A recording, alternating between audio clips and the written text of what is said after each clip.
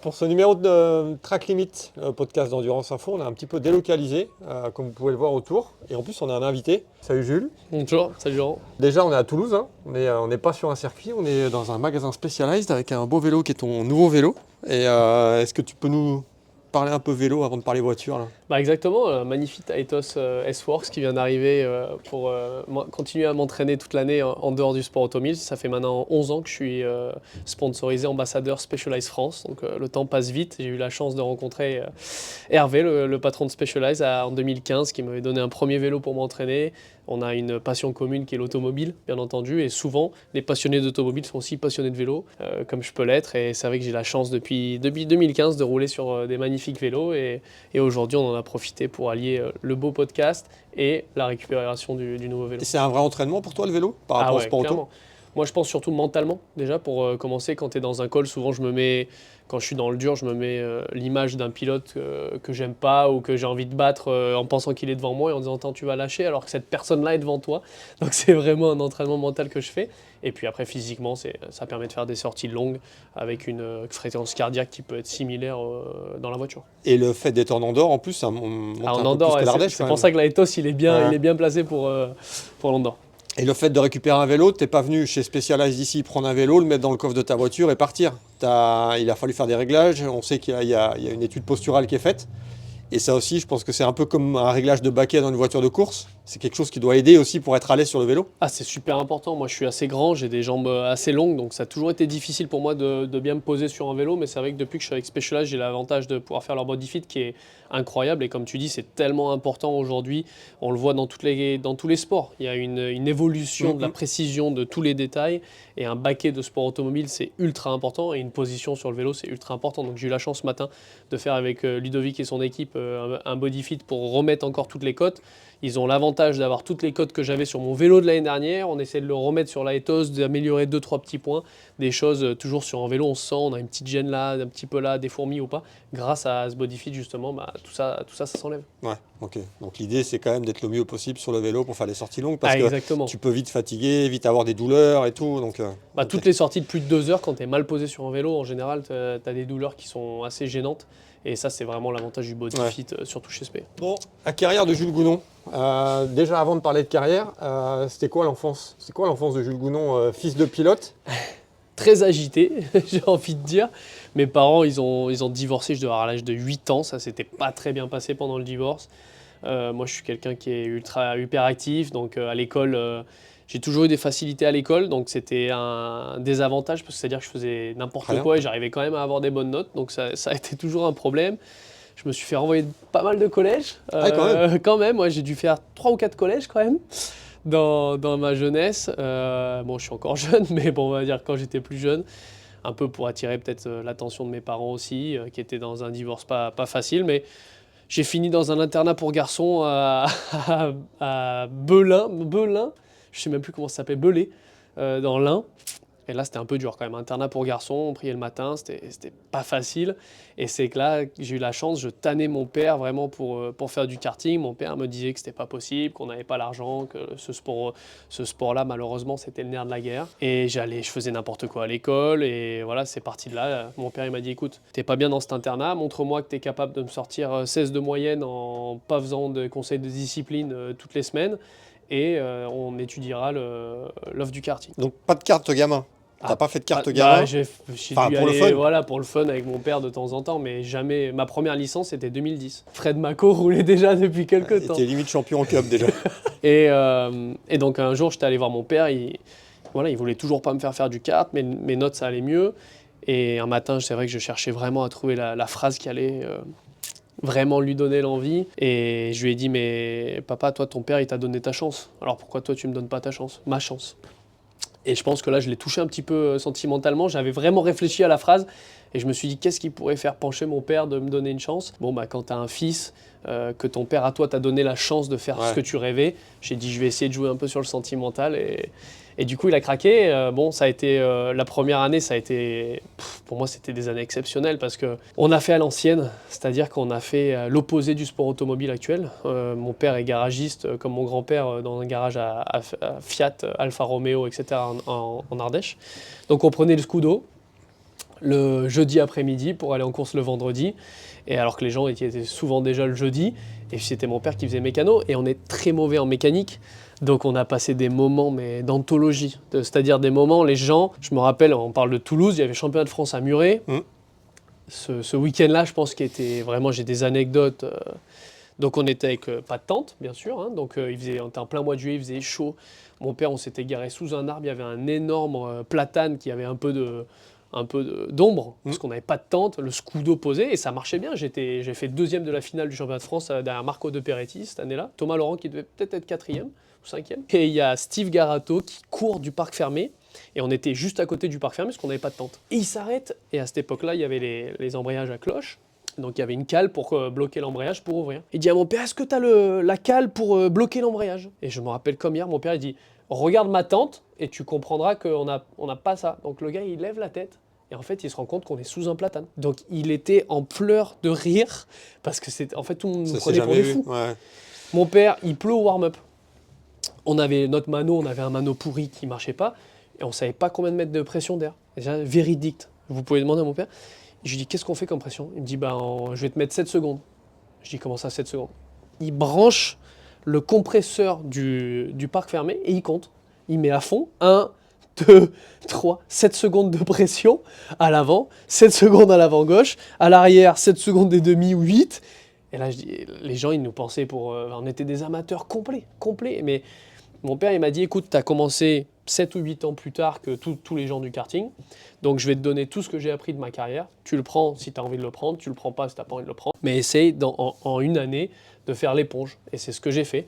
Et la première année, j'ai eu tout de suite de la vitesse. C'est ça ce qui était plutôt grisant. J'étais content, j'avais de la vitesse, mais je faisais beaucoup d'erreurs. Je tentais des dépassements à l'extérieur, alors que ça, c'est des choses que tu apprends quand tu es en mini-kart, que ça passe pas. Donc on avait plein de... Puis les gens nous prenaient... Enfin, on rigolait. Encore une autre... Je vais vous donner 2 autres dernières anecdotes qui étaient très rigolotes. On était au championnat de France à Laval. Tout le monde avait une caisse à outils sous le chariot. Mais nous, on n'avait pas de caisse à outils. Parce que mon père, on était très mauvais mécano. Moi aussi, on était toujours en panne. On se dit, putain, on est les seuls à ne pas avoir de caisse à outils. Mon père, il dit, bon, allez, on va acheter une caisse à outils chez Monsieur Bricolage la veille. On la met sous le chariot, comme ça, on passe un peu comme les autres. Et j'étais en tête du championnat de France. Donc, on arrive pour la pré-grille de la pré-finale. Pardon, première manche qualif. Et donc, on a le chariot. Mais ce qu'on ne savait pas, c'est qu'il demande toujours d'ouvrir la boîte à outils pour contrôler qu'est-ce qu'il y a, etc. Ouais. Et donc, le gars, t'arrivais toujours dans l'ordre de départ. Donc, on est devant tout le monde. Et là, le contrôleur technique, il dit, ouvrez la boîte à outils, s'il vous plaît. Mon père, il dit, non, s'il vous plaît, l'ouvrez pas, on n'a rien dedans. Qu'est-ce que vous cachez tout de suite? Parce qu'il dit non, je vous jure, on a juste mis pour faire comme les autres, mais on n'a pas d'outils dedans. Donc là, si tu veux, tout le monde nous regarde, tout le monde pensait qu'on trichait. Mais qu'est-ce que c'est que cette histoire? Il prend la caisse à outils, il l'ouvre, la caisse est vide, avec le ticket de le roi Merlin, ou Monsieur Bricolage. Et là, les gens, mais je me rappelle, tout le monde pensait qu'on trichait, parce qu'on était tellement amateurs que ça en devenait des histoires comme ça. Allez, une dernière, juste pour le fun. On arrive à Brignoles. Donc mon père m'a toujours amené beaucoup de frustration parce que j'arrivais toujours un jour après les autres. Et je pense que c'est vraiment on va dire cet élevage à la dure qui m'a aussi donné j'avais les dents mais qui rayaient le parquet parce que j'avais moins de roulage que les autres, j'avais moins de pneus neufs, j'avais moins d'expérience, donc j'étais vraiment très agressif, quelque chose que j'ai gardé. Et on arrive à Brignoles, mon père il m'a dit mets bien en charge le Rotax Junior. Heureusement c'était une catégorie plutôt facile. On arrive. Le jeudi après-midi, par contre, ça roulait dès le mercredi, on démarre le karting, démarre pas. Mon père qui m'insultait, mais tu vois, t'es une pipe, je t'avais dit de le mettre à charger. On remet à charger la batterie, les jeunes roulent, moi ça me rendait fou. La batterie est chargée, que moi j'avais chargé, bien entendu. Mon père il appuie, ça marche pas. Putain, qu'est-ce que c'est? Il change la bougie, ça marche pas. On change tout, ça marche pas. Au bout d'un moment, il dit, bon, allez, on va voir une équipe, parce que là, de toute façon, j'arrive pas à le démarrer le karting. On va voir KPR, Dominique Chèche. On va là-bas, on dit, mon père, il explique. Donc, je n'ai pas roulé la journée quand même, parce que le kart, il démarrait pas. Et tout le monde roulait. Et Dominique, il dit d'accord et tout. Il dit, vous avez regardé s'il y a un gicleur dans le carburateur? Mon père disait non. Il ouvre le carburateur, on retourne le carburateur, on ouvre la cuve, pas de gicleur. Donc, des choses C'était pas possible, quoi. Mais bon, on fait comme ça, la première année. Deuxième année, je rencontre, déjà en fin d'année 2010, je rencontre mon meilleur ami, qui est toujours mon meilleur ami, dans la cour d'école. Je vois en Ardèche, quelqu'un qui passe avec une veste CRG. Donc je dis, putain, c'est pas possible, en Ardèche, CRG, Thomas Petitjean. Et on devient meilleur ami tout de suite, parce qu'on était fans de sport automobile, on se régalait, on venait du même milieu social plus ou moins. Thomas, il avait 1 an de plus que moi, donc mon père lui demande si ça l'intéresse de devenir mécano, parce qu'il travaillait aussi l'été à la piste de kart de la Villedieu, donc il était meilleur que mon père en mécano. Et on a commencé à sillonner la France avec le Scudo toujours. Mon meilleur ami qui avait 18 ans, moi j'avais 16 ans et quelques. Et on partait comme ça. Donc l'année numéro 2, on a fait comme ça. Je suis devenu champion de France national. CNRS, ça s'appelait à l'époque, le classement national rotax français.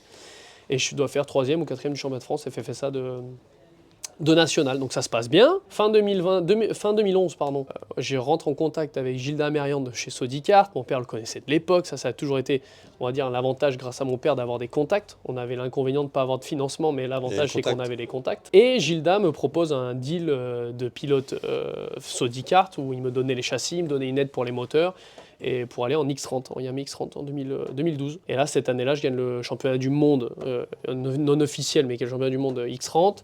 Je fais vice-champion d'Europe Yamaha Series et je fais 3e du championnat de France NSK de l'époque. Et donc à ce moment-là, je me retrouve en fin d'année, ça marchait bien. Puis surtout, ça faisait que 2 ans que je faisais du karting face à des gens qui en faisaient depuis 15 ans. Et donc, je teste avec Tecno Racing en Italie pour essayer de faire du KF, qui était la catégorie phare du karting, du Super KF l'année d'après. Ça se passe vraiment bien, mais j'avais déjà 18 ans.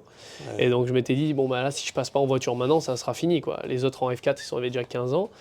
Donc, on trouve tout le budget nécessaire pour la F4 de l'époque. C'est là qu'aujourd'hui aussi, il y a un changement. Donc moi j'ai fait la F4 en 2013, aujourd'hui on est en 2026.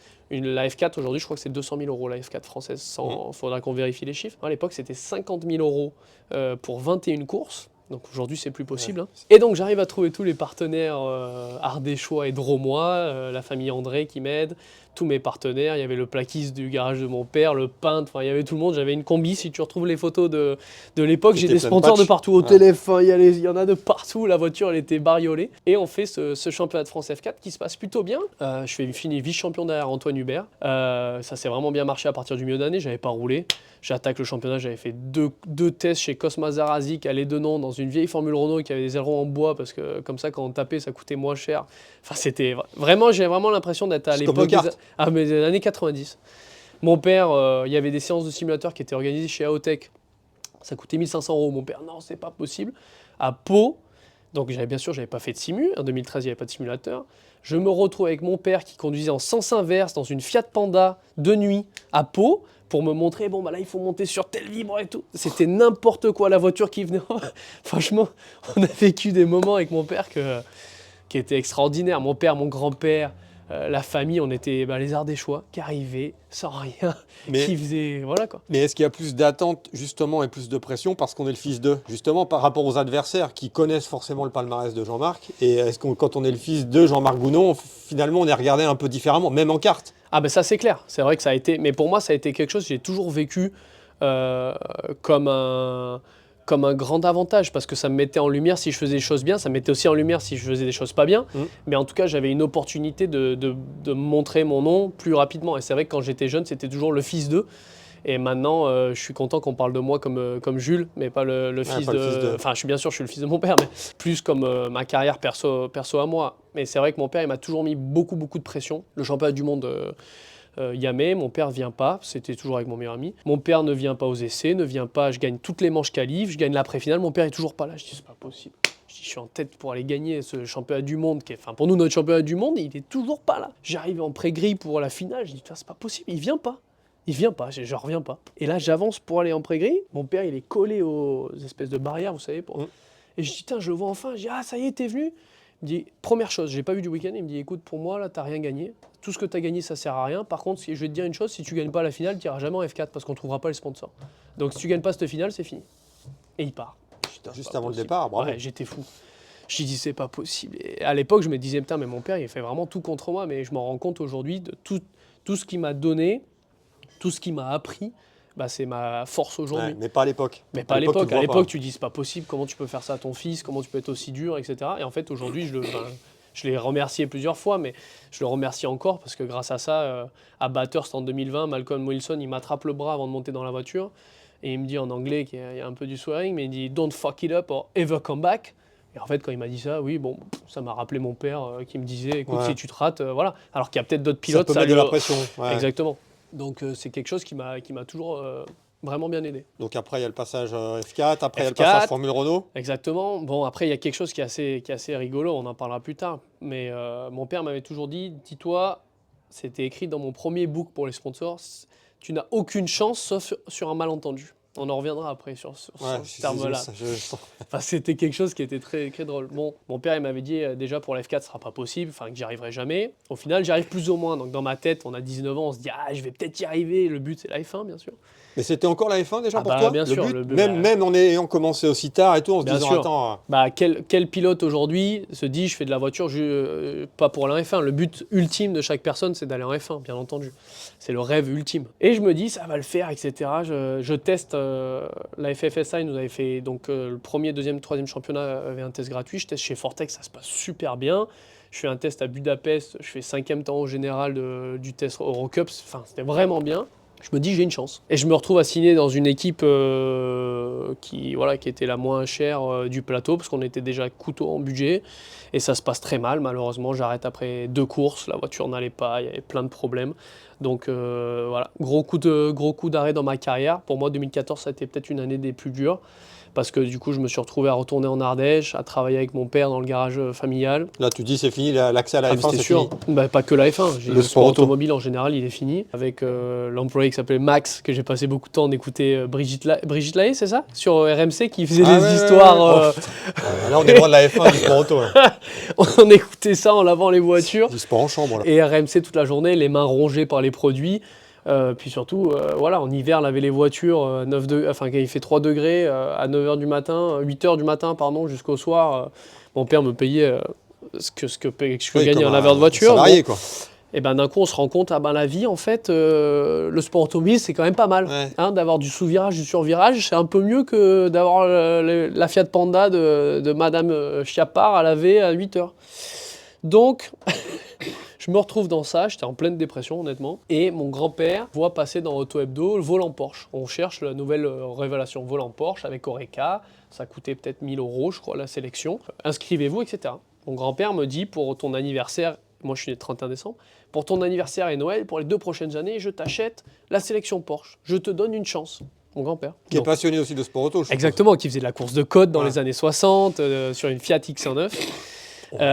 Oui, donc là, ça dure plus longtemps, une Dallara. Et donc, je vais aux sélections Porsche. C'était Patrick Pilet qui était le responsable de ça, avec Alex Gibaud, qui est aujourd'hui le président de Porsche Asie. Enfin, président en tout cas, qui gère Asia-Pacifique. Exactement. Et j'y vais encore une fois avec ce qui m'a toujours caractérisé, les dents qui rayaient, mais plus que le parquet. Là, on parlait du goudron, je pense. Et je vais là-bas, je donne le tout en me disant, là, c'est vraiment ma dernière chance, parce que si je fais ça, je vais me retrouver au garage. J'avais pas fait d'études, j'avais juste eu mon bac. J'avais fait un BPGEPS juste pour pouvoir coacher, mais je vais pas me retrouver. J'avais fait plusieurs journées à coacher à Dijon, bref, peu importe. Ouais. Ça me faisait pas du tout rêver, en tout cas, c'est pas comme ça que je voyais ma vie. Et je vais à cette sélection-là, et je me rappelle encore l'endroit où Alex Gibaud m'appelle. J'étais sur le vélo, parlant de vélo. Je rentrais chez moi pour Saint-Julien-du-Cerf, là, au Bonnat, et mon téléphone sonne, je fais comme ça, je vois Alex Gibaud, je tremblais parce que je savais que c'était ma vie qui en dépendait. Alex m'appelle, il me dit, bon, j'ai une bonne nouvelle pour toi, t'as gagné le volant. Il y avait Yann Erlaché à ce volant, il y avait Nicolas Siamin, il y avait plusieurs pilotes, bon bref. Et donc je pars, ça y est, on retrouve des sponsors, parce que Porsche France aidait beaucoup en gagnant ce volant, donc je trouve des sponsors ardéchois, on monte le programme, je me retrouve chez Almeras pour la saison 2015 de Porsche Cup. Ça se passe super bien.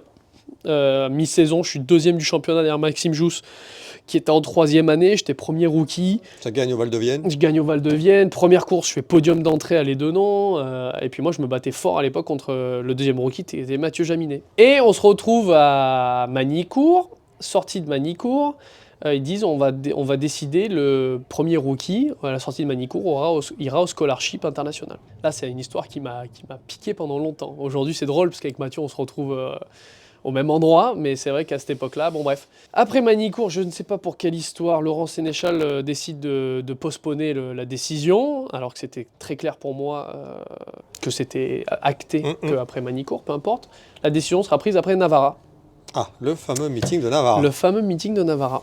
Et Mathieu, très bien pour lui, il la met en pole.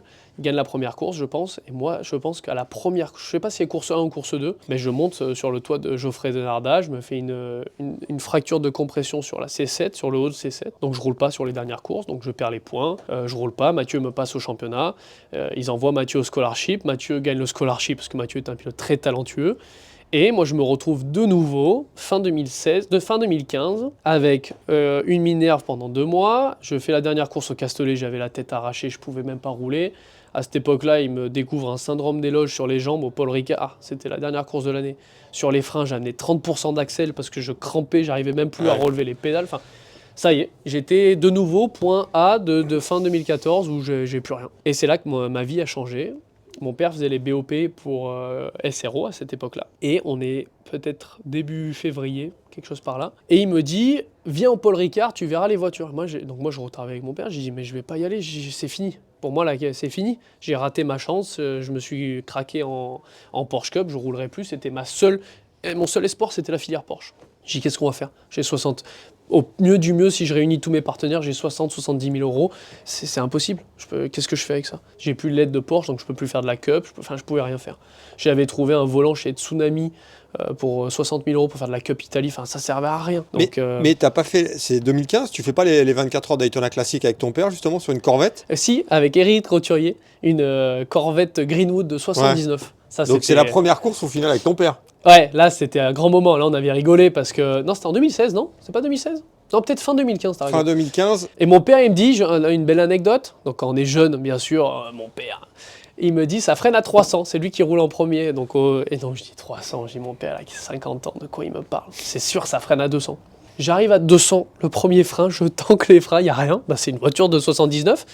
Et puis moi, j'avais pas beaucoup roulé avec une boîte en H. Je dis, bon, bah, je vais rentrer un rapport, il n'y avait que 4 vitesses. Je dis, je vais rentrer un rapport pour ralentir la voiture. Je lâche l'embrayage, les roues arrière se bloquent, elles reviennent. Waouh! Je fais sur-régime, je remets gaz à la sortie de la chicane, il n'y a plus rien. Je dis, oh purée. Je rentre un peu penaud. Patrick Caldente, qui était le préparateur de la voiture, avec Éric Rottier, le potier. Je dis, ah bah je comprends pas, la voiture elle marche pas bien. Il regarde, et moi ce que je savais pas, à l'époque il y avait des mouchoirs dans le contour. Magnifique. Il me dit, est-ce que tu as fait un sur-régime? Je dis, non, un peu, mais pas... Il dit, parce que le moteur il a pris 9000 tours minutes, alors qu'il prenait 7000, peu importe. Il dit, t'as fait un sur-régime? Je dis, oui, c'est vrai, je suis désolé. Et donc la première année, on n'a même pas roulé, parce que j'avais tordu la soupape. Donc on pouvait pas trouver de soupape, donc on n'a pas roulé malheureusement. Donc j'ai écouté la course, le déplacement, Éric Roturier, tout ça, parce que j'étais insouciant et un peu con. Les 24 heures historiques avec cette Corvette. Pour revenir à Corvette d'ailleurs, très, très intéressant, mon père me dit, viens au Paul Ricard. Je m'étais fait opérer du syndrome des loges, j'avais passé 1 mois alité, je faisais 88 kilos, parce que quand on marche plus, malheureusement, j'étais en béquille. Et je voulais pas venir le premier jour, il me rappelle le premier soir, il me dit, il faut que tu viennes, on sait jamais. On sait jamais. On se rappelle ce que j'ai dit tout à l'heure sur le malentendu. J'y vais le deuxième jour, il me fait chier. Bon, je lui parle. Mon père il va rigoler quand il va voir ça, s'il l'écoute. Il fait chier, allez, j'y vais. J'y vais. Et là, c'était un moment frustrant énorme, parce que je voyais mon père qui roulait dans toutes les GT3, il se régalait, les caisses en carbone, WRT, parce qu'il fallait amener les voitures. Et je marche dans ce paddock avec mes béquilles, etc. Je le vois comme hier, ça devait être le box 10, je crois, comme ça. Et là, il y a un monsieur de forte corpulence, avec une polaire Callaway, un jean à moitié troué, des pompes Salomon, je dis ça doit être le trucky de l'équipe. Et là, je vois la C7 qui venait juste de sortir, GT3, tout en carbone. On aurait dit la voiture de Batman. Je m'arrête devant cette voiture. Ce monsieur, il me voit, il me dit « Ah, nice car ». Et puis on commence à rigoler. Laurent, tu me connais, je suis quelqu'un qui aime bien rigoler, chambreur, etc. Ouais. On passe 45 minutes à parler de voiture, mais je m'étais même pas présenté. Sans savoir qui c'était en plus. Mais je sais pas qui c'est. Et lui, il sait pas qui t'es non plus. Mais non plus. On rigole, machin. Et puis mon père arrive, parce qu'il roulait pas dans la Corvette, c'était Eric Comas, je crois qu'il roulait dans la Corvette à ce moment-là. Mais mon père passe, parce qu'il passait de voiture en voiture, et donc il avait encore le casque, et il me prend sur son bras, il dit bonjour à cette personne que je connaissais pas.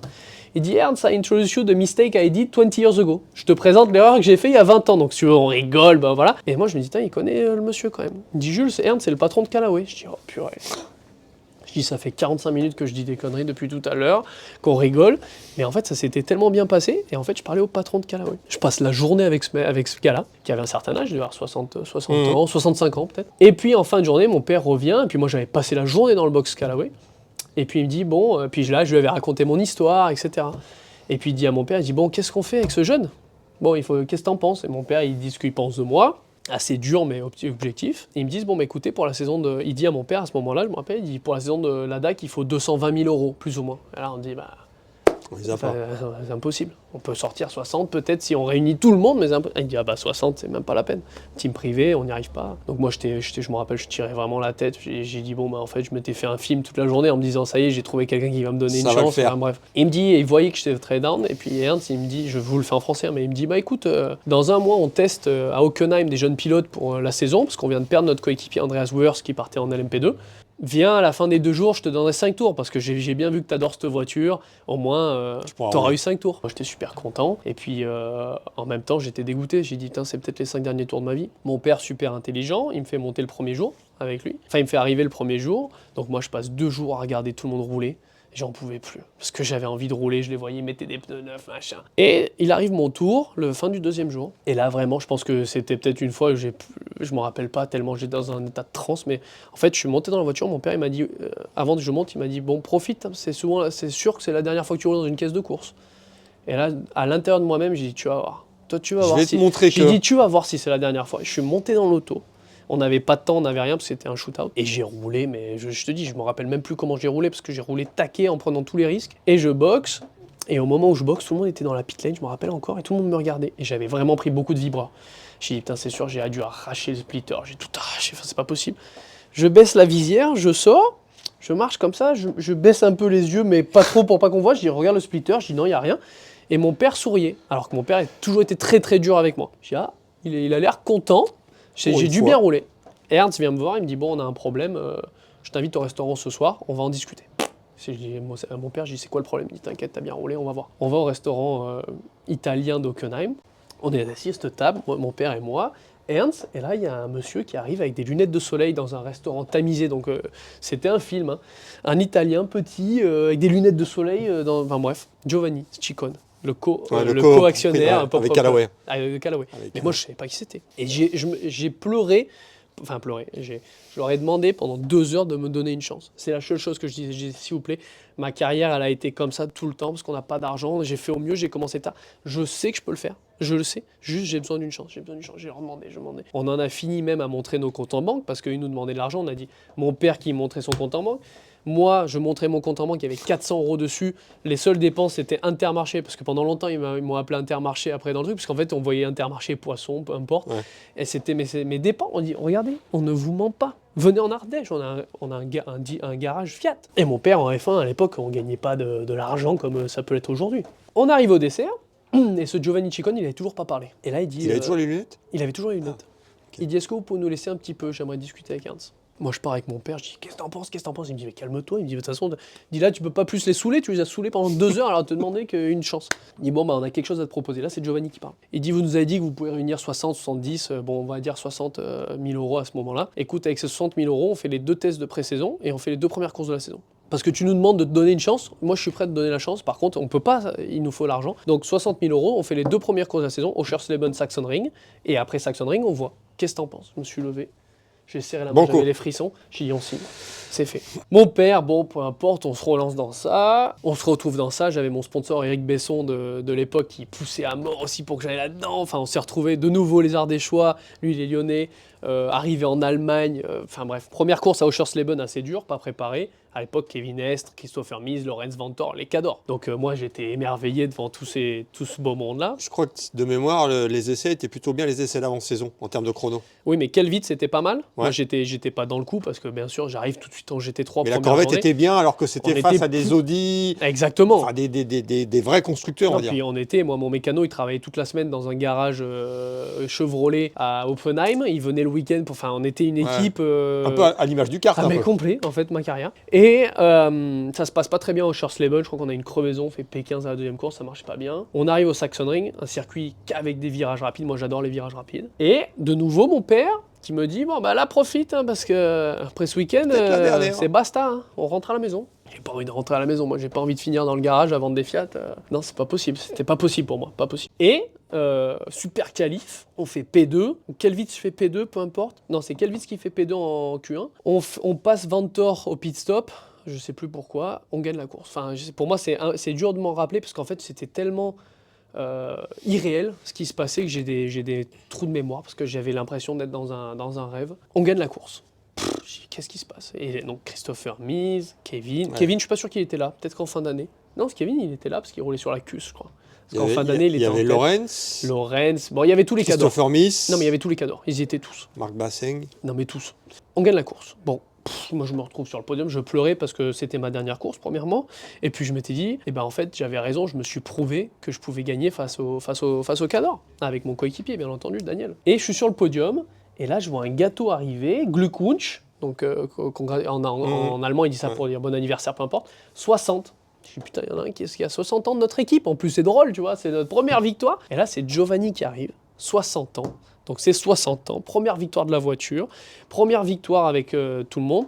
Je dis, là, c'est pas possible. Je dis, là, il y a quelqu'un qui est en train de chipoter. On se retrouve sur le podium, on gagne, euphorie. Je sors du podium, je prends la main, il m'enlève la main, il me prend dans ses bras. Je lui dis, écoute, Giovanni, merci.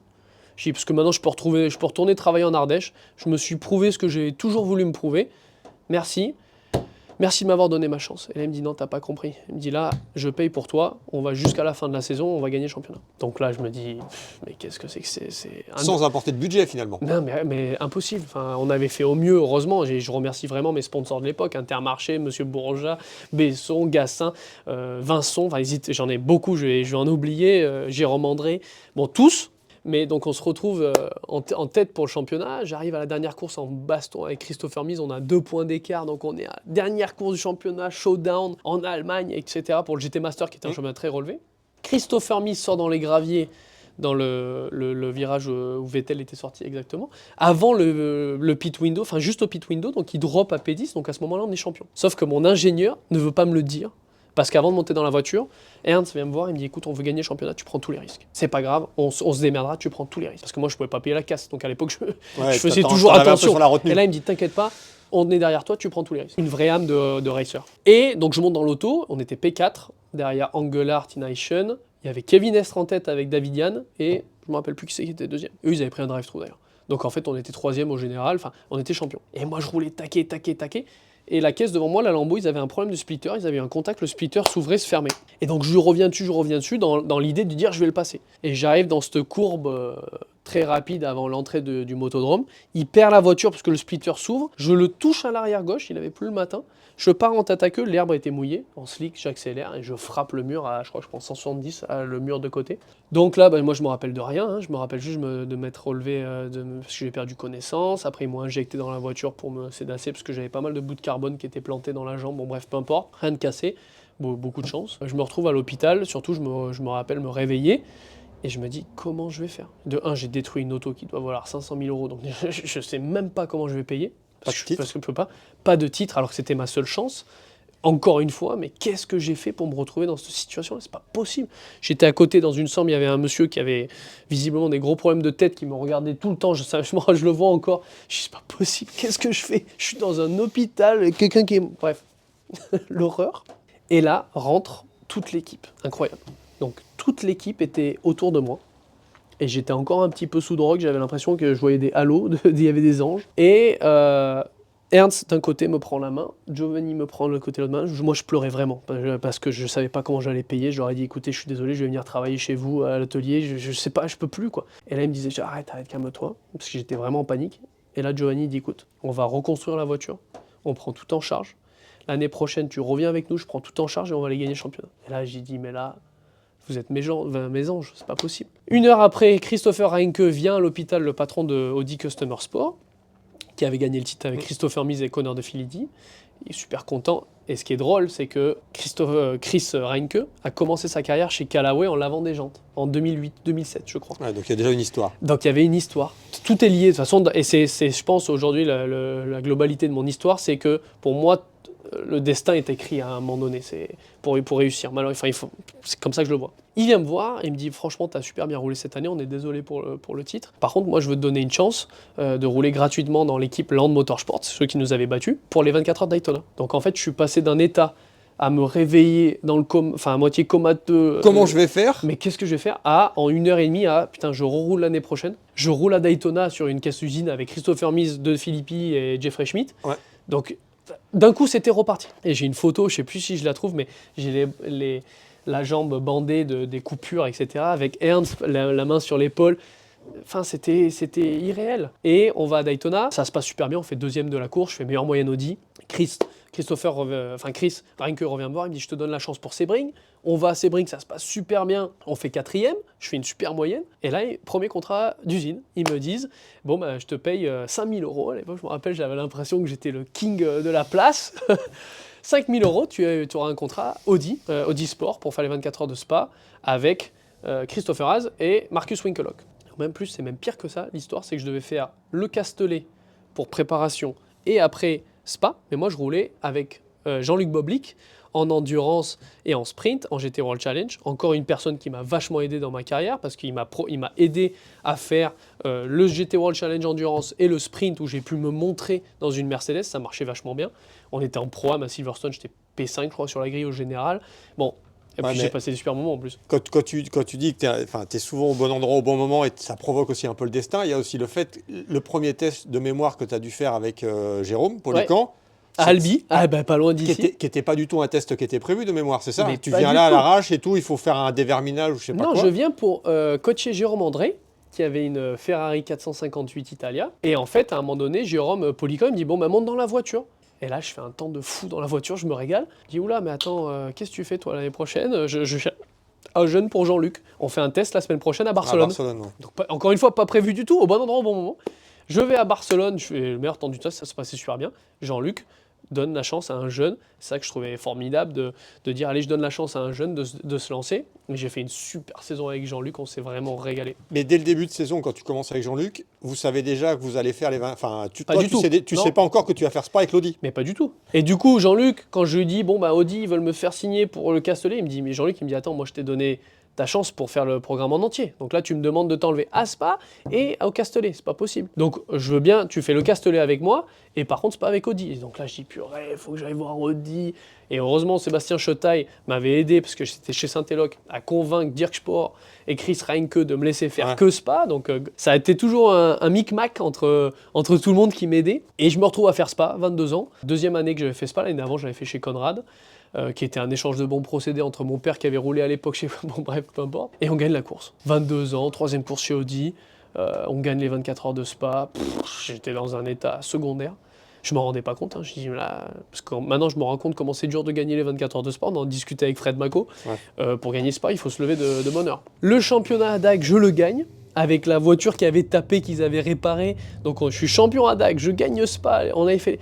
Et je me retrouve fin 2017 à avoir une offre de chez Bentley, de signer en pilote usine chez Bentley. Ça y est, c'était parti. Le moment où je signe le contrat avec Bentley, parce que c'était un test grâce à Christian Loriot, j'appelle mon père, etc. Il me dit « Tu te rappelles de ce que je t'avais dit ?» Je dis quoi? Sur un malentendu, dis-toi que tu n'as aucune chance sauf sur un malentendu. Il me dit le malentendu, c'est quand tu as rencontré Ernst Mohr sur le porte du garage du Castellet, j'ai encore les frissons là sous la table. En fait, si je rencontre pas cette personne-là, je suis jamais ici. Je serais en train de travailler au garage de mon père, j'aurais jamais fait de sport automobile. Et voilà, l'histoire était terminée. Et moi, j'ai un souvenir de toi quand tu roules chez Almeras, que tu es censé faire les 24 heures de Dubaï, je crois, avec une BM, avec Pierre Martinet. Exactement. Et que finalement, je pense même que c'est la première course d'endurance que tu dois faire.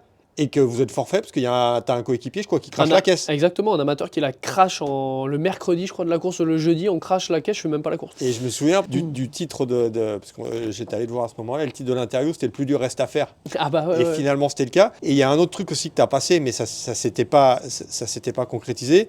Tu as dû faire partie à un moment du truc Race to 24, qui était soi-disant un volant pour aller faire Le Mans, la fin de saison WEC plus Le Mans. Il y avait une télé-réalité, je crois, qui était prévue. Exactement, que tu étais censé représenter la France, je crois, avec Inès Tétinger. Exactement. Et alors ça, je sais pas ce qui c'était, je me rappelle très bien. Mais par contre, et ça n'a jamais vu le jour. Non. Il y a aussi, parce que tu parlais tout à l'heure de Franz Conrad, je pense que tu as dû faire aussi un peu de... Ce qui était le Blancpain GT Series à la base avec la Lamborghini. Ouais. Alors là, en fait, encore une fois, un échange de bons procédés. Eric Besson, mon sponsor, lequel j'étais le plus proche, avait acheté la Porsche Cup pour m'aider. Et en fait, Franz Conrad faisait la Super Cup. Ouais. Donc en fait, en 2016, moi, je n'utilisais plus du tout la Porsche Cup. Du coup, Eric Besson, mon père, il appelle Franz Conrad. Il dit, qu'est-ce que t'en penses si on te prête la Porsche Cup, mais tu mets mon fils sur la GT3, parce qu'on n'a pas de budget, sur la GT3 en GT World Challenge. Donc en fait, c'était que des échanges de bons procédés entre tous pour faire ça. Et tu as aussi les 24 heures du Paul Ricard avec Romain Dumas et Stéphane Ortelli. Et exactement, avec Hugues Gripper et François Denis. Alors, Romain Dumas n'est pas venu. au final, qui était un grand disappointment, comment on dit, j'étais déçu parce que déception un peu. Hein. Mais je m'étais tellement régalé avec Stéphane Ortelli, il m'a tellement appris.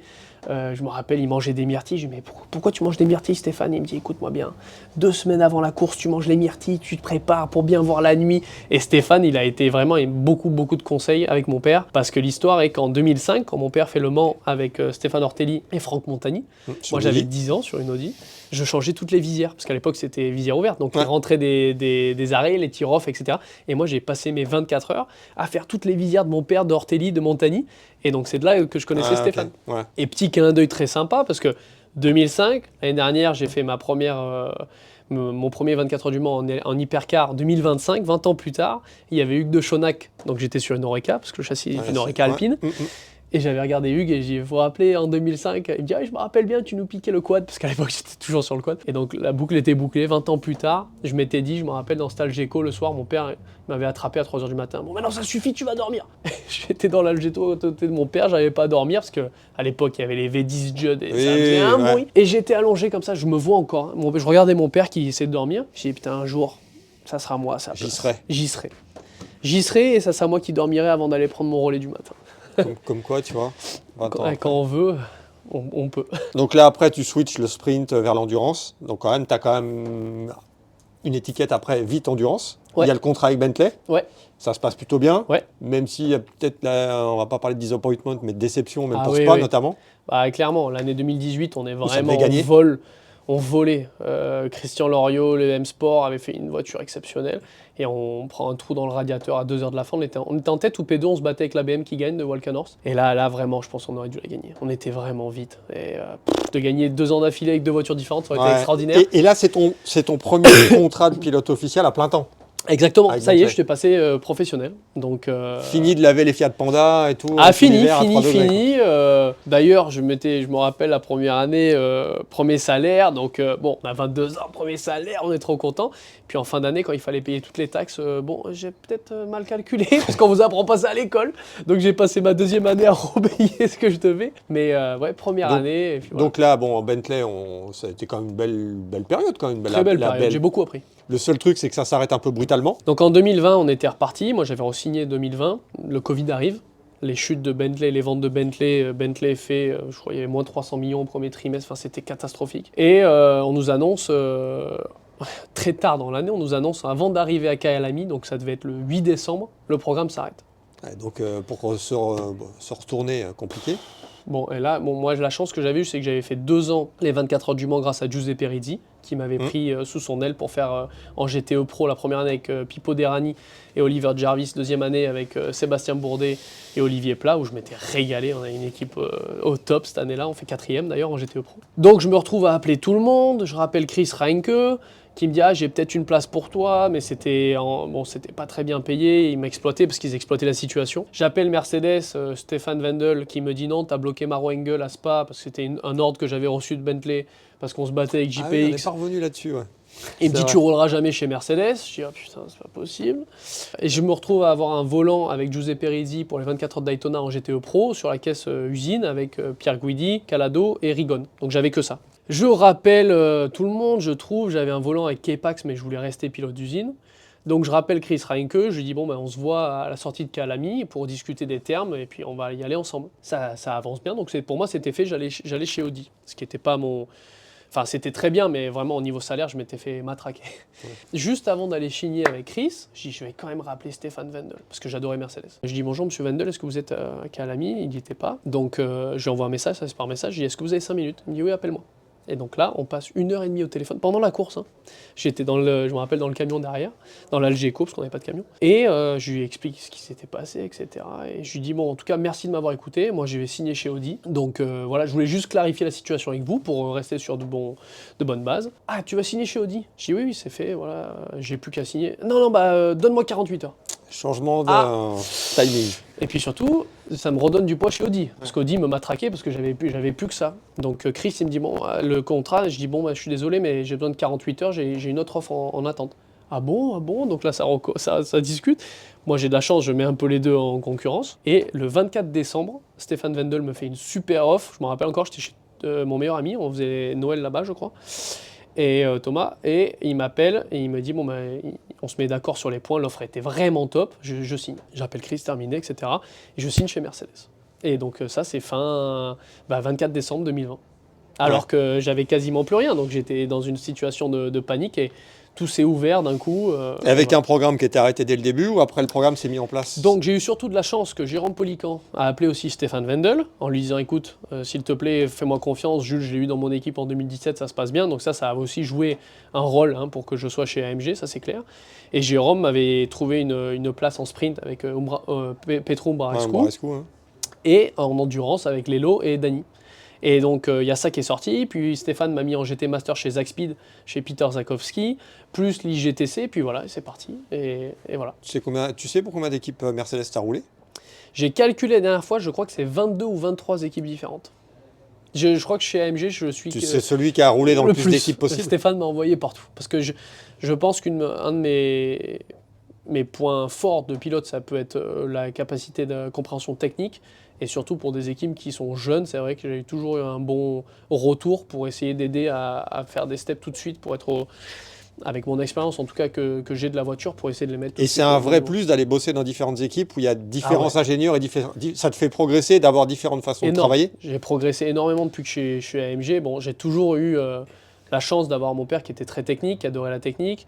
Quand j'ai fait de la F4, il m'avait envoyé chez Claude Galopin, l'ingénieur de chez Pescarolo. Je me rappelle, Claude, il m'avait passé la journée à m'expliquer les barres anti-roulis. Moi, à l'époque, j'avais 18 ans, et il m'expliquait au tableau la barre anti-roulis, la hauteur de caisse, le rake. Donc, en fait, déjà, j'avais une bonne base technique. Et puis, c'est quelque chose que j'adorais et que je parlais beaucoup avec mon père. Et ça, c'est quelque chose que, en plus, comme tu as très bien dit, j'ai roulé chez les Anglais, chez les Allemands, chez les Italiens, chez les Espagnols, en Asie, aux États-Unis. Donc, en fait, on voit plein de choses très bien.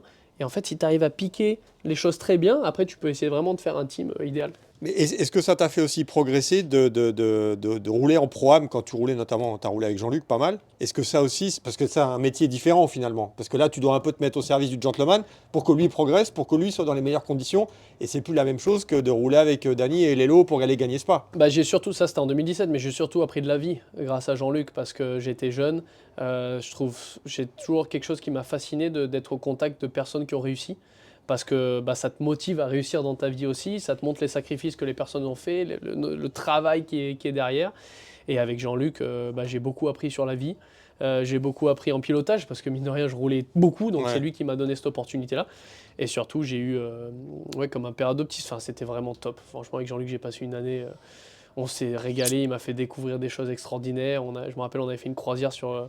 ça doit être le Danube qui est à Budapest, le fleuve de Budapest. On avait mangé sur une péniche. Moi qui venais d'Ardèche, c'était des choses que j'avais jamais vues de ma vie. Il m'a fait découvrir le monde et mon premier vol en avion privé avec lui où j'avais peur, une horreur. Je lui tenais la main, Jean-Luc, mais on va mourir parce que ça bouge beaucoup.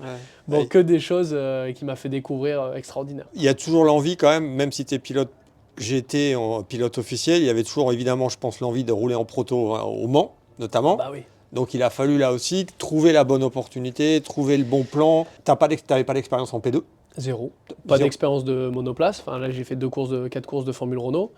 Et tu as une étiquette de pilote GT, mais tu te retrouves quand même à un moment à pouvoir rouler dans un proto hypercar. J'avais pitché toutes les équipes, j'avais été chez Peugeot, j'étais allé voir Jean-Marc Finet au Mans, j'avais fait le déplacement, et puis à chaque fois on me disait oui mais t'as pas d'expérience de proto, t'as pas d'expérience de monoplace, donc nous on veut pas prendre le risque, donc j'avais aucune chance. Et ma chance est venue encore une fois, un peu comme avec Ernst Vohr. Mon père connaissait très bien Bruno Fama, parce que je crois qu'il avait aidé pour le développement de la Peugeot Spider, une coupe Spider, peu importe, il y a longtemps. Et mon père appelle Bruno Fama pour discuter je ne sais plus exactement de quoi. Et Bruno, mais qu'est-ce que fait ton fils, etc., etc.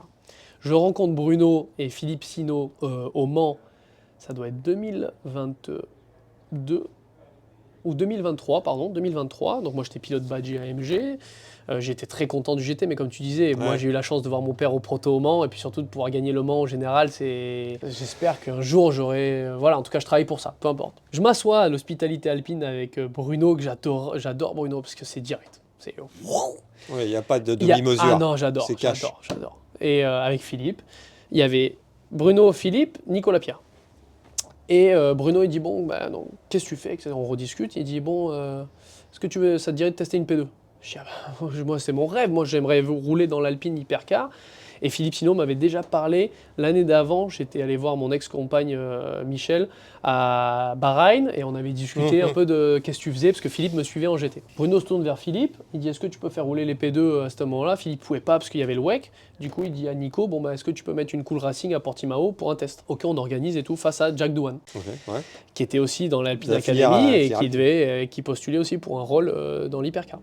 Et donc j'arrive en P2 à Portimao, il faisait chaud, j'étais pas fit du tout, hein, parce qu'en GT, bon on est fit, mais pas... Bon voilà, vous pouvez demander à Nicolas Pierre, j'ai fini la journée, j'avais le casque qui me tournait autour de la tête dans le dernier virage rapide, et le matin je me fais détruire, parce que j'y arrivais pas, les freins carbone, l'appui, je comprenais pas, j'étais loin, alors que Jacques il est monté dans la voiture, ça marchait direct, forcément t'arrives de la F2, etc. Et puis le midi, j'appelle mon père, etc., j'y arrivais pas, je réfléchissais, mon père me dit, qu'est-ce que tu fais? C'est une opportunité, heureusement on avait 500 bornes dans la journée.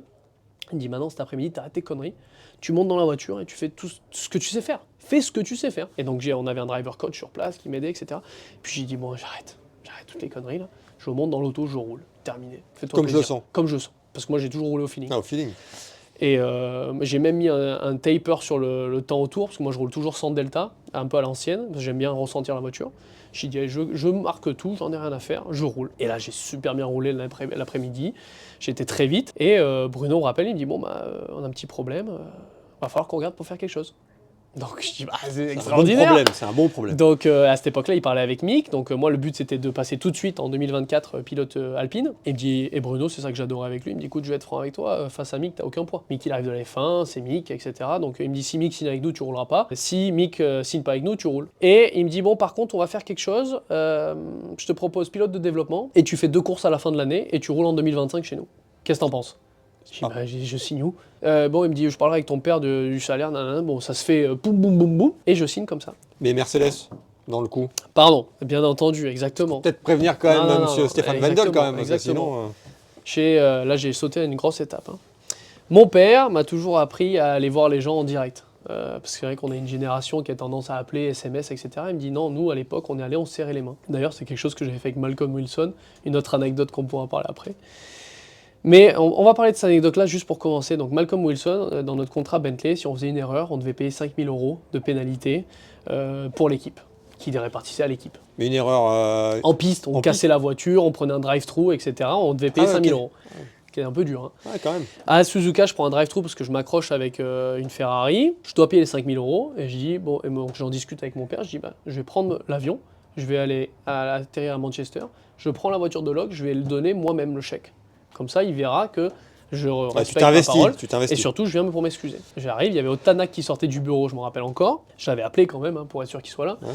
Jules rentre. Donc je me rends, je me mets en face de lui. J'avais mon chèque de la Banque Mars à Ardéchoise, 5 000 € qui m'avait fait pleurer. Et je lui dis, bon, bah, écoutez, je tenais, Malcolm, à vous l'amener en main propre, m'excuser pour le drive-thru. J'ai appris de l'erreur, j'ai été trop agressif. Donc voilà, les 5 000 €. Et Malcolm, il me regarde. Il me dit, t'es le seul pilote qui est venu ici pour payer la pénalité. Donc il me dit, je vais te dire quelque chose. Tu vois le chèque, tu le gardes, tu le mets dans un cadre, et avant de partir en course, tu le regardes bien. Et tu te dis, tu réfléchis à ce que tu avais fait et tu viens et tu me fais du bon boulot. Est-ce que ça te va? Je dis, bah moi j'étais content, j'ai gagné 5 000 €.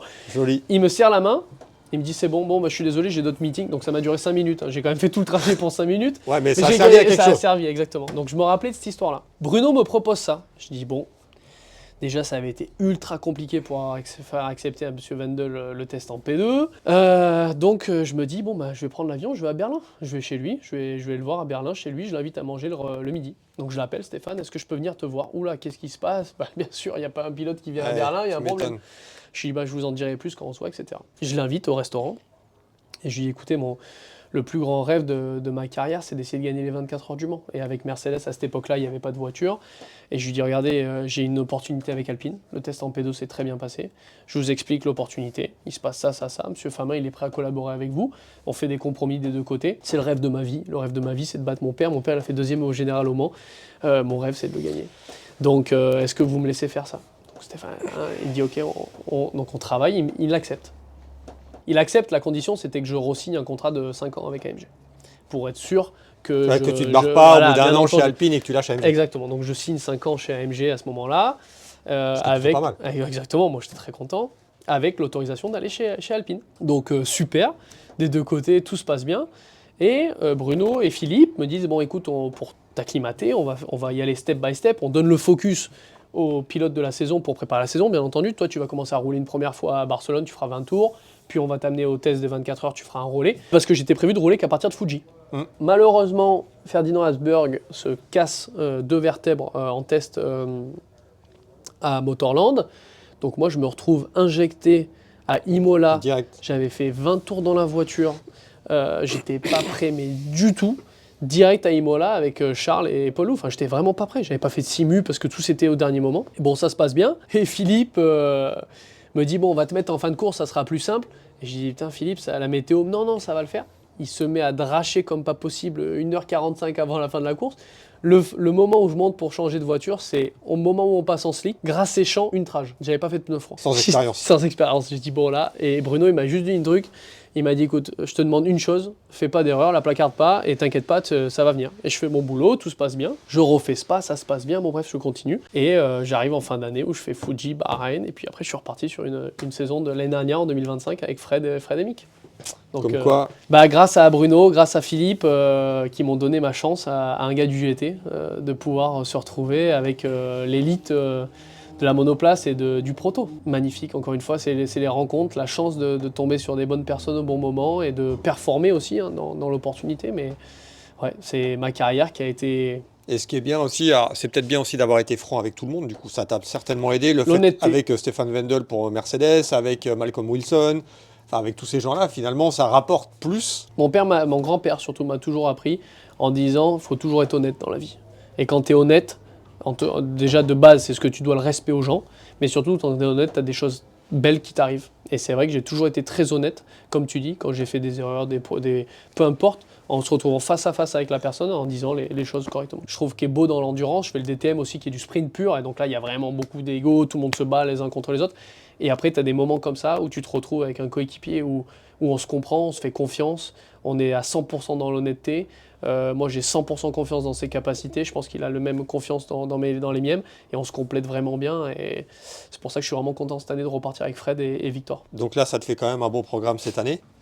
DTM, ça aussi je pense que c'est aussi un beau challenge pour toi, parce que le DTM reste le DTM quand même. Exactement. Même si c'est du GT3, pas de compromis, cette année il y a les pneus en plus spéciaux pour le DTM. Ouais. C'est une vraie volonté pour Moi, toi. j'adore le DTM. Ouais. Je l'ai toujours regardé, j'étais grand fan de Laurent Aiello, qui est le seul Français d'ailleurs qui a gagné le DTM. Pour moi, c'est un championnat agressif, pas de compromis, course d'une heure, ça touche de partout, de pit stop. Je vais me faire un peu l'avocat du diable. Tu vas voir, je pense que tu vois où je vais en venir. Le truc, c'est que ça reste quand même un championnat qui est, comme les autres, très BOP, dépendant, mais avec des BOP qui changent quand même en plein meeting. Si tu fais la pole, on a l'impression que si tu fais le meilleur temps, si tu es le meilleur, finalement, on va te pénaliser. On sait que le DTM, ça a toujours été dans le passé un championnat quand même politique. Mais je pense que c'était plus le cas dans le passé que ça l'est maintenant, quand même, parce que c'est quand même vachement plus ouvert. Mais est-ce que c'est pas un peu frustrant quand même que tu te défonces pour essayer de faire la pole et que tu vas faire la pole et on va dire putain mec tu vas avoir 20 kilos de plus. Non, et moi souvent ça me rend un peu malade quand je vois certains commentaires sur Endurance Info, parce qu'en DTM pour moi c'est une des plus belles BOP, c'est pas tes commentaires à toi, mais il y a certaines personnes, quand je vois commenter à Lausitzring, l'analyse de course, il y a 9 marques en 1 dixième 4, meilleur tour en course théorie. Donc quel championnat peut se targeter d'avoir fait ça? Moi ce que je trouve extraordinaire, c'est que comme les BOP, changements de BOP sont à tout instant, personne ne joue, parce qu'en fait ça peut changer tout le temps. Alors qu'il y a d'autres championnats où quand on sait que la BOP elle est fixée avant le week-end, et ben là tu joues, tu fais ce que tu veux, tu montes la perfo que tu as envie parce que tu sais pas ce qui va se passer. Le DTM pour moi, à l'époque vous aviez les courses de classe 1 où les caisses étaient incroyables, mais des fois c'était un 2, 3, 4, 5 AMG. Et c'était un petit train. Je sais pas si tu as regardé quelques courses de DTM l'année dernière. Moi, en tout cas, dans la voiture, c'est un plaisir de fou. Il y en a de partout. Ça se bat de tous les côtés. Ça peut être une Porsche qui gagne, une Ferrari, une BM, une Mercedes, une Lambo, une Audi, une McLaren, une Aston. Pour les fans, je pense qu'il n'y a pas mieux que le DTM. Parce qu'il n'y a pas de compromis. En endurance, il faut toujours faire attention à la voiture. Là, ça se bat de partout. La finale à Hockenheim, il y avait 105 000 spectateurs quand même. Prouve la preuve, si ce n'est que le championnat marche énormément en Allemagne. Je suis rentré dans le stadium, parce que moi je m'étais accroché en début de course malheureusement. Je vous jure, j'ai senti qu'il y avait quelque chose, les gens étaient debout. Il y avait une euphorie. Et je prends la radio, je dis qu'est-ce qui s'est passé? Je dis pourquoi tout le monde est debout? Et là mon ingénieur me dit t'as pas idée du dernier tour d'anthologie qu'il y a eu entre Guven et Ouais. Wittmann. Et je pense que pour un spectateur de sport automobile, d'assister à un moment comme ça, pour le titre, le dernier virage, la caisse, elle est dans l'herbe. Enfin, c'est un moment de fou, quoi. Michel, qui était dans les paddocks, elle m'avait dit, des stands, j'ai cru que j'étais dans un stade de foot. Les gens hurlaient dans le stadium d'Hockenheim. Et je trouve que entre le moment où j'ai commencé le GT 2016 et maintenant, le GT a fait un step énorme. Même le DTM, au début tout le monde disait GT3, etc. Aujourd'hui, le DTM, et c'est pas le DTM de l'époque, bien sûr, parce que pas les mêmes voitures. les époques changent et c'est pas les mêmes voitures. Mais quand je vois le monde qu'il y a sur les courses, les sponsors, les invités, c'est devenu un gros championnat. Est-ce que ta Mercedes, alors c'est les mêmes pneus, enfin c'est les Pirelli, c'est pas des pneus confidentiels comme dans d'autres catégories. Est-ce que ta Mercedes qui roule en pro en GT World Challenge, c'est les mêmes réglages que celle Non, du DTM, rien à voir. ou c'est complètement différent? Rien à voir, parce que l'endurance, il faut que ce soit une voiture qui soit confortable à rouler. Bien Alors, sûr, qui va vite. Hein. Ouais, alors si on prend la Mercedes Sprint à la limite, GT World Challenge Sprint par rapport au DTM. Là, c'est plus similaire déjà. Mais en DTM, en fait, comme c'est un pilote, un mécano, un seul championnat, moi j'ai mon mécano, il fait que le DTM. Ok. Enfin, mes deux mécanos, ils font que le DTM. Et ta caisse est réglée pour toi. Exactement. Mon ingénieur, il fait que le DTM. En sprint, il y a deux pilotes, il faut savoir, etc. Ouais. Les pièces de performance, il y a certains pilotes qui aiment ça, qui aiment ça. Le DTM, c'est la voiture, elle est tout. Il y a tout au max du max. Et là, bon, cette année, tu as encore plus, malgré toi, un peu plus de visibilité avec un pilote Red Bull. Et là aussi, c'est comment de travailler avec un pilote qui découvre. Toi, tu dois un peu, entre guillemets, ou à la base, tu as dû un peu coacher un mec qui est quand même 4 fois champion du monde de F1. Ah bah lui, il est extraordinaire. Bon là, malheureusement, ce qui s'est passé à la NLS, qui a mis en demi-teinte, une petite erreur de l'équipe en qualification. On a mis des pneus pour faire des tours de out-in. Bon bref, peu importe. Mais c'est vrai que Max, moi, ce qui m'a scié, c'est qu'en fait, si aujourd'hui j'étais amnésique et que je ne connaissais pas la personne, je me dirais, c'est un super coéquipier. AMG a fait une super signature parce que il va très vite, il est super sympa, il est très humble, il est à l'écoute de la voiture, l'écoute de l'équipe, et on travaille Il comme bosse, Dany, Lello et moi. C'est un bosseur de GT. Enfin, Et c'est de un tout, bosseur de tout. qui demande. En fait, je pense le dénominateur commun, c'est un passionné de sport automobile. Ouais. Et pas uniquement de F1. C'est un passionné de sport automobile, que ça soit du GT, du Proto, de la F1, du V8 Supercar. On le voit, il roule dans tout parce que c'est un passionné de sport automobile. Et c'est ça le plus beau, et de te retrouver avec un 4 fois champion du monde qui te demande des conseils en disant qu'est-ce que tu penses de faire ça ou ça. C'est aussi quand même fort. réaliste pour Ouais. moi qui étais d'Ardèche. Enfin bref, forcément. voilà. Et ouais, parce qu'en plus, c'est Mercedes qui t'a placé avec lui et avec Dany. Exactement. Au Enfin, final. Dany, c'est plus directement qui vient du côté de Verstappen, parce que Dany n'est pas pilote officiel Mercedes. Mais c'est vrai que c'est Mercedes et Max qui ont fait la demande de me mettre sur cette voiture en GT World Challenge, l'équipe de Max, avec Dany et Loulam, et également sur sa voiture au Nürburgring. C'est quand même c'est aussi une belle preuve de fidélité, une belle preuve de confiance de Mercedes AMG aussi. Ah, exactement, et puis surtout aussi de Bruno Famin, parce que moi de base, quand j'avais signé chez Alpine, Bruno il avait dit, il va falloir que tu calmes un peu parce que je faisais trop de courses. Je faisais 34 courses chez AMG. Donc j'avais dit, bon Bruno, écoute, j'enlève les 24 heures du Nürburgring, j'enlève les NLS, j'enlève des courses d'IGTC. Et là, quand cette opportunité-là est arrivée, j'ai appelé Bruno, je dis, écoute Bruno, regarde cette opportunité, je sais qu'on avait dit non pour le Nürburgring, est-ce que tu peux me laisser faire ça? Et Bruno, c'est ça que j'adore aussi, c'est un passionné. Et il m'a laissé faire ça aussi. Il peut pas te brider sur un truc comme ça en étant passionné. Fais-toi plaisir. Ouais. Et c'est vrai qu'en NLS, je me suis fait très plaisir. T'as roulé un peu en essai avec Chris Lulam? Ah bah ouais, alors là, on a un programme extraordinaire avec Max. Ce que j'adore aussi, c'est qu'il n'y a pas de compromis. On a fait, avant le début de la saison, l'équipe aura fait 24 journées d'essai. Donc on a vraiment beaucoup roulé. Chris, qui est un profil particulier. C'est pour ça, c'était ça mon sujet. Ouais. Alors c'est un très bon pilote de karting, hein, il vient pas de nulle part. Il était vice-champion du monde au KJ. Ouais, donc quand même très gros niveau en karting. Mais c'est une autre façon de faire, c'est une autre vision. Et aujourd'hui, Chris, ça roule très fort. Et je pense qu'on a un très bon équipage pour l'endurance. J'espère qu'on va réussir à faire des grosses choses. Bon, donc c'est une belle saison en vue. Le DTM, le WEC, le GT World Challenge, le Nürburgring et quelques courses d'IGTC. Je pense que j'ai un programme rêvé. Et ben, en tout cas, merci Jules. Merci à toute l'équipe de Specialized Toulouse de nous avoir accueillis pour ce podcast spécial un peu délocalisé. Et merci, on a appris plein de choses. Il n'y a plus qu'à te souhaiter maintenant une bonne saison. Eh ben merci, avec grand plaisir. Merci d'être venu. Merci Jules. Merci.